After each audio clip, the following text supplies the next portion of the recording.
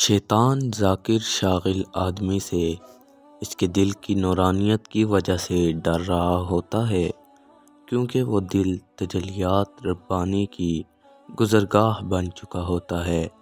ابو سعید غزار رحمۃ اللہ علیہ کہتے ہیں کہ میں نے خواب میں دیکھا کہ شیطان نے مجھ پر حملہ کیا۔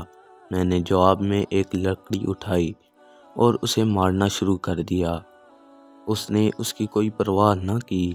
اس وقت غیب سے آواز آئی کہ یہ مردوداس لکڑی سے نہیں ڈرتا، بلکہ یہ دل کے نور سے ڈرتا ہے۔ گویا جس کا دل جتنا زیادہ نورانی ہوگا، شیطان اتنا ہی اس بندے سے ڈرے گا۔